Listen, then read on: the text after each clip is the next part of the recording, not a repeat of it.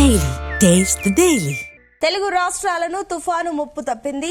ఒడిశాలోని గోపాల్పూర్ వద్ద తీవ్ర వాయుగుండం తీరం దాటినట్లు విశాఖ వాతావరణ కేంద్రం ప్రకటించింది. వాయువ్య దిశగా కదిలి బలహీనపడుతున్నట్లు తెలిపింది.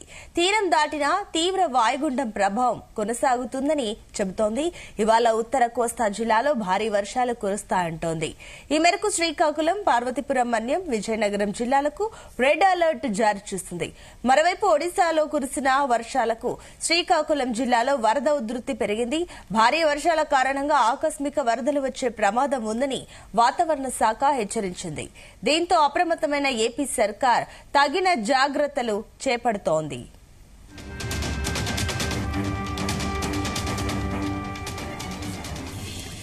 ఇదే అంశానికి సంబంధించి మరిన్ని డీటెయిల్స్ మా కరెస్పాండెంట్ శ్రీనివాస్ అందిస్తారు. శ్రీనివాస్.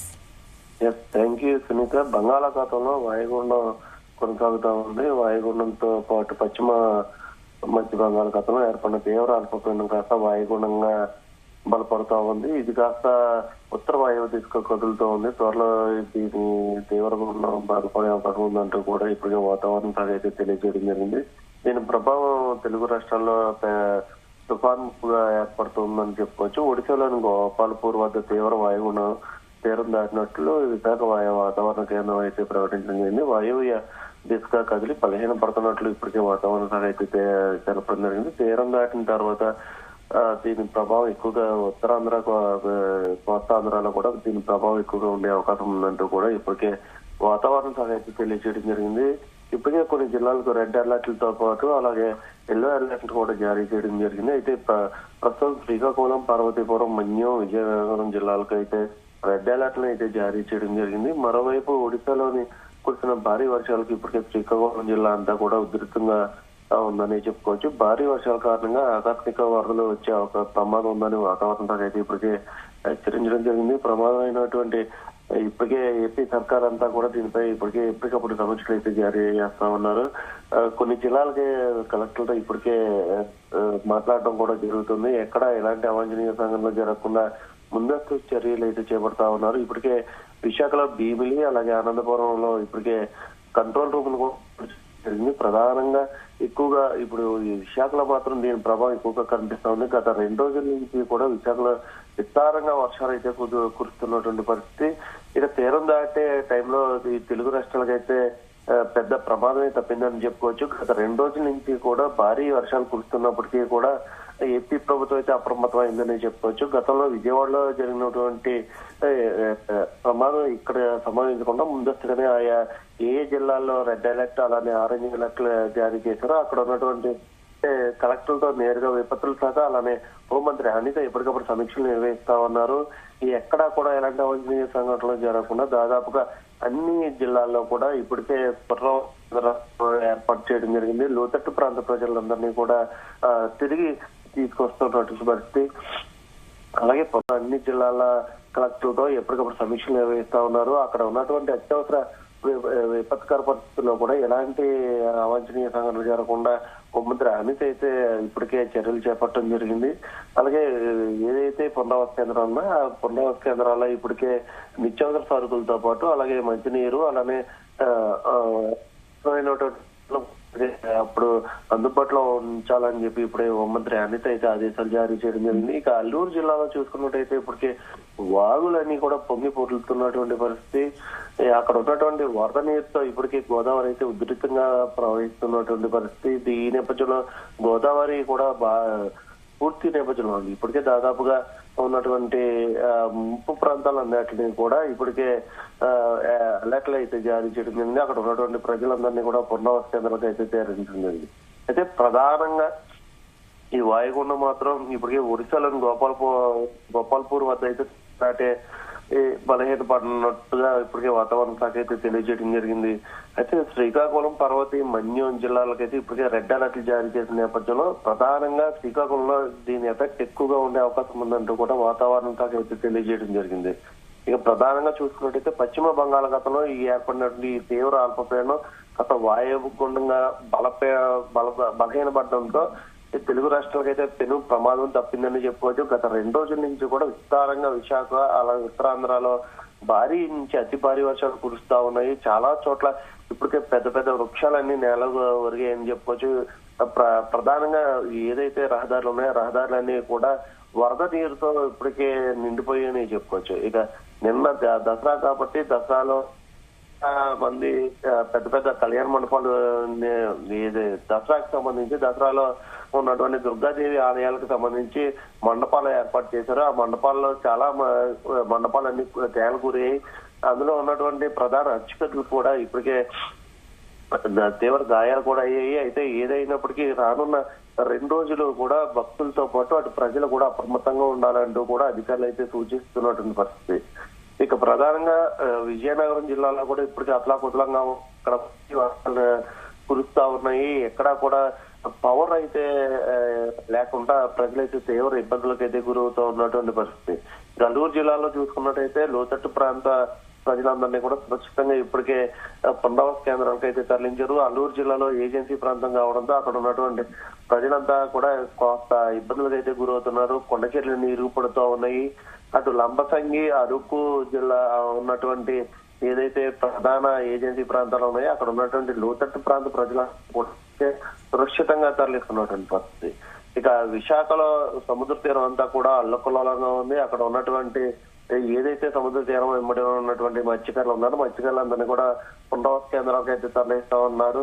ఇక ఈ రానున్న 2 రోజులు అంటే వీకెండ్ కావడంతో ఆదివారం కూడా వీకెండ్ కావడంతో ఇప్పటికే పిల్లలకి స్కూల్ సెలవులు ఉండడంతో ఇప్పటికే బీచ్లు కూడా తండోపతండాలుగా పర్యాటకులు రావడం జరుగుతుంది. ఈ నేపథ్యంలో బీచ్ లో కూడా ఆంక్షలు అయితే నిర్వహించడం జరిగింది. బీచ్ కు వచ్చే ప్రతి ఒక్కరిని కూడా ముందస్తుగానే అటు పార్క్ అయ్యేవార్తల దగ్గర నుంచి ఇటు అందరినీ కూడా నియంత్రిస్తా ఉన్నారు. అత్యవసరం అయితేనే బీచ్ ఏరియాలో పర్యటించాలి. ఎందుకంటే సముద్రం ఇప్పటికే కోతకు గురవుతా ఉంది. సముద్రం అంతా అల్లకొల్లాలంగా ఉంది. దాదాపుగా 60 నుంచి 70 కిలోమీటర్ల వేగంతో ఈదురుగాలు వీస్తా ఉన్నాయి. ఈ నేపథ్యంలో పర్యాటకులు కూడా ఎటువంటి అవాంఛనీయ సంఘటనలు జరగకుండా ముందస్తు చర్యలు అయితే చేపట్టడం జరిగింది. ఇక శ్రీకాకుళంలో మాత్రం పరిస్థితి వేరేగా ఉంది. అక్కడ పార్వతి మన్యు విజయనగరం జిల్లాలకు ఇప్పటికే రెడ్ అలర్ట్లు జారీ చేశారు. అక్కడ ఉన్న మత్స్యకారులకు కూడా ముందస్తు చర్యలు చేపట్టారు. ఎవరైనా అత్యవసరం అయితేనే బయటికి రావాలి, లేదంటే ఇంట్లోనే ఉండాలి. అటు శ్రీకాకుళం జిల్లాలో ఉన్నటువంటి అధికారులు అయితే ప్రజలకైతే హెచ్చరికలు అయితే జారీ చేస్తున్నటువంటి పరిస్థితి. ప్రధానంగా ఏదైతే వాయుగుండం ముప్పు తప్పినప్పటికీ కూడా ఇప్పటికే ప్రజలంతా కూడా కాస్త భయాందోళనకైతే గురవుతున్నటువంటి దాదాపుగా నిన్న విశాఖలో దాదాపుగా 100 నుంచి 120 కిలోమీటర్ల వేగంతో ఈదురుగాలు అయితే వీసాయి. ఈ నేపథ్యంలో భారీ వృక్షాలన్నీ నెలకొరిగాయి. ప్రజలు బయటికి రావాలంటేనే వణికిపోయినటువంటి పరిస్థితి. చాలా ప్రదేశాల్లో కార్ల మీద చెట్లు పడిపోయి చాలా మందికి ప్రజలకి అస్వస్థ గురయ్యారు. అయితే నిన్న ప్రజలు బయటకు రావడానికి కూడా ఈ రోజు ఏదైతే పెద్ద విజయదశమి నవరాత్రులు ఉన్నాయి, నవరాత్రుల నేపథ్యంలో భారీ విజయదుర్గకి సంబంధించిన విగ్రహాలను అయితే నెలకొల్పారు. అటు గాజువాక్ తో పాటు ఇటు విశాఖలో కూడా భారీ విగ్రహాలను అయితే నెలకొల్పారు. అయితే ఈ నేపథ్యంలో ఆ విగ్రహాలను చూసేందుకు భక్తులు అయితే తండోపతండాలుగా బయటికి వచ్చే అవకాశం ఉండడంతో అక్కడ కూడా ఇప్పటికే పోలీసులు అయితే కాస్త ఆంక్షలు విధించారు. అక్కడికి రావాలంటే ముందస్తుగా టోకెన్లు ఇచ్చేటువంటి పరిస్థితి. ఇక ఉదయం నుంచి ఈ రోజు నుంచి స్కూల్ కూడా ఓపెన్ అవుతూ ఉన్నటువంటి పరిస్థితి. విద్యార్థులంతా కూడా స్కూల్కి వెళ్ళేటువంటి పరిస్థితి నేపథ్యంలో తల్లిదండ్రులకు కొన్ని సూచనలు కూడా చేయడం జరిగింది. అత్యవసరం అయితేనే పిల్లల్ని ఈ 2 రోజులు బయటికి స్కూల్ కి పంపించాలి. లేనటువంటి నేపథ్యంలో అటు డిఈఓ కూడా స్కూల్ కి అయితే సెలవులు ఇవ్వాలంటూ కూడా కోరినటువంటి పరిస్థితి. అయినప్పటికీ ఈ రోజు స్కూల్ ఓపెన్ చేశారు. పిల్లలంతా కూడా ఈ రోజు స్కూల్ కి వెళ్తున్న నేపథ్యంలో దాదాపుగా కాస్త ఇబ్బందులకు అయితే గురవుతున్న పరిస్థితి. అయితే భారీ ఈదురుగాలు ఇస్తున్న నేపథ్యంలో ఎక్కడికక్కడ చెట్లు నేలకొరుగుతున్నాయి. అయితే అత్యవసరమైన నేపథ్యంలోనే ప్రజలు మాత్రం బయటికి రావాలి. ఇక పిల్లల పరిస్థితికి వచ్చేటప్పుడు ఈ రోజు సెలవులు ప్రకటించే అవకాశం ఉందంటూ ఇప్పటి వరకు చూసారు. అయితే ఈ రోజు మాత్రం స్కూల్ కి పిల్లలు వెళ్తున్నటువంటి పరిస్థితి. ఈ నేపథ్యంలో విద్యార్థులు మాత్రం తగిన జాగ్రత్తలు తీసుకోవాలి. ఆ తల్లిదండ్రులతో పాటు వెళ్లి స్కూల్ కి దించి రావాలంటూ కూడా ఇప్పటికే అటు డిఈఓ కూడా హెచ్చరికలు జారీ చేశారు. ఇక తీరం వెంబడి అత్యధికంగా ఉన్నాయి. దాదాపుగా ఇప్పటికే తీవ్ర ఇబ్బందులకు అయితే గురవుతున్న పరిస్థితి. ఇక తీరం వెంబడి ఈదురుగాలు గంటకి 70 నుంచి 80 కిలోమీటర్ల వేగంతో అయితే ఈదురుగాలు వీస్తూ ఉన్నటువంటి పరిస్థితి. ఇక అనకాపల్లి జిల్లాకు చూసుకున్నట్టయితే అనకాపల్లి జిల్లాలో కూడా భారీగా ఈదురుగాలు వీస్తున్నాయి. అక్కడ కూడా ప్రజలు అప్రమత్తంగా ఉండాలంటూ కూడా ఇప్పటికే అల్లూరు జిల్లా కలెక్టర్ తో పాటు అనకాపల్లి జిల్లా కూడా ఇన్ఛార్జ్ గా ఉన్నటువంటి కలెక్టర్ కూడా ఆదేశాలు. ఏదైనప్పటికీ ఈ 2 రోజులు కూడా ప్రజలంతా అప్రమత్తంగా ఉండాలి అంటూ కూడా ఇప్పటికే ఏపీ వాతావరణ శాఖ అయితే తెలియజేయడం జరిగింది. ఇక హోంమంత్రి అనిత మాత్రం ఎప్పటికప్పుడు అనకాపల్లి, శ్రీకాకుళం జిల్లా కలెక్టర్ తో నేరుగా వీడియో కాన్ఫరెన్స్ లో మాట్లాడుతా ఉన్నారు. ఎప్పటికప్పుడు తగిన చర్యలు చేపడతా ఉన్నారు. విజయవాడలో సంభవించినటువంటి ఏదైతే ప్రమాదం జరిగిందో అలాంటి ప్రమాదం ఇక్కడ జరగకుండా ముందస్తుగానే చర్యలు అయితే చేపట్టడం జరిగింది సునీత. అయితే శ్రీనివాస్, ఏదైతే ఈ భారీ వర్షాల నుంచి ఉత్తరాంధ్ర ఇప్పుడు ప్రస్తుతం కోలుకుంటుందా? అయితే ఉత్తరాంధ్రలో మాత్రం ఈ ప్రమాద హెచ్చరికలు ఎప్పటికప్పుడు కొనసాగిస్తా ఉన్నారు. ఎందుకంటే ముందస్తుగానే రెడ్ అలర్ట్ తో పాటు ఎల్లో అలర్ట్ ని కూడా జారీ చేసిన నేపథ్యంలో ఆ జిల్లా కలెక్టర్లు ఎప్పటికప్పుడు అప్రమత్తంగా ఉన్నారు. అలానే లోకల్ గా ఉన్నటువంటి జీఎంసీ అధికారులతో పాటు అలానే సంబంధించిన శాఖ అధికారులు కూడా ఎప్పటికప్పుడు అందుబాటులో ఉండాలి. ఎక్కడ కూడా నిర్లక్ష్యం లేకుండా ప్రతి దాని మీద ఎప్పటికప్పుడు అప్డేట్లు ఇవ్వాలంటూ కూడా హోంమంత్రి అనిత అయితే ఆదేశాలు జారీ చేశారు. నేరుగా కంట్రోల్ రూమ్ కూడా ఏర్పాటు చేశారు. అలానే కొన్ని సెంటర్లో ఇప్పటికే అత్యవసర ఏరియాలో ఇప్పటికే కంట్రోల్ రూమ్ నెంబర్లు కూడా ఏర్పాటు చేశారు. ఎక్కడా కూడా ఎలాంటి అవాంఛనీయ సంఘటనలు జరగకుండా ముందస్తు అయితే చర్యలు చేపట్టారు. అయితే నిన్న మాత్రం విశాఖలో బీభత్సం సృష్టిందని చెప్పుకోవచ్చు. గత కొద్ది రోజుల నుంచి కూడా విశాఖలో భిన్న వాతావరణ పరిస్థితులు నెలకొన్నాయి. పగలంతా ఒక వాతావరణం, ఉష్ణోగ్రతలు నమోదవుతుంటే రాత్రి మాత్రం బీభత్సమైన ఈదురుగాలతో వర్షం అయితే కురుస్తా ఉంది. ఈ నేపథ్యంలో ప్రజలు అంతా అప్రమత్తంగా ఉండాలని ఇప్పటికే వాతావరణ శాఖ అయితే తెలియజేస్తుంది. అయితే విశాఖలోనే కాదు, అటు విజయనగరం, శ్రీకాకుళం కూడా ఇలా భిన్న వాతావరణ పరిస్థితులు అయితే నెలకొన్నా ఉన్నాయి.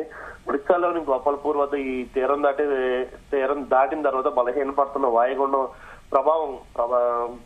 వాయుగుండం ప్రభావంతో ఈ 2 జిల్లాల్లో కూడా ప్రధానంగా ఏదైతే వాయుగుండ ప్రభావం ఉందో ఈ తీరం దాటే టైంలో 2 తెలుగు రాష్ట్రాల్లో కూడా దీని ప్రభావం ఎక్కువగా కనబడతా ఉంది. అయితే తీరం దాటే టైంలోనే ఈ తెలుగు రాష్ట్రాలకైతే ఈ ముప్పు రాయలసీమలో చూసుకున్నట్టయితే రాయలసీమలో దీని ప్రభావం పెద్దగా కనిపించట్లేదు. ఇది కేవలం తెలుగు రాష్ట్రాలు ఏదైతే ఉత్తరాంధ్ర, కోస్తాంధ్ర ఉందో ఈ 2 జిల్లాల్లో మాత్రం దీని ప్రభావం ఎక్కువగా కనబడతా ఉంది. ప్రజలు మాత్రం ఎప్పటికప్పుడు అప్రమత్తం పాటించాలి. అయితే అల్లూరు జిల్లాలో మాత్రం పలు చోట్ల పిడుగులు పడుతున్న నేపథ్యంలో అక్కడ ప్రజలందరినీ కూడా అప్రమత్తం చేస్తా ఉన్నారు. ఏదైతే ప్రధానంగా ఈ కొండ ఏరియాలో ఉన్నటువంటి ఏదైతే ఏజెన్సీ ప్రాంతంలో కొండ చర్యలు వీర్పడే ఏరియాలు ఉన్నాయో అక్కడ మాత్రం ప్రజలను ఎప్పటికప్పుడు అప్రమత్తం చేస్తా ఉన్నారు. వారందరినీ కూడా ఇప్పటికే పునరావృతం పరిస్థితి. విశాఖలో మాత్రం ప్రధానంగా ఏదైతే ఆర్కే బీచ్ అలానే బీచ్ ఉందో ఆ ఎన్నటిని కూడా ఇప్పటికే పరిశీలిస్తున్నారు. జల్లెడు పెట్టినటువంటి పరిస్థితి. అక్కడ ఉన్నటువంటి ప్రజలందరినీ కూడా తీర ప్రాంతాల్లో ఉన్నటువంటి ప్రజలందరినీ కూడా తీసుకొచ్చి ఇప్పటికే పునరావాస కేంద్రంకి అయితే తరలిస్తున్నటువంటి పరిస్థితి. Right Srinivas, thank you.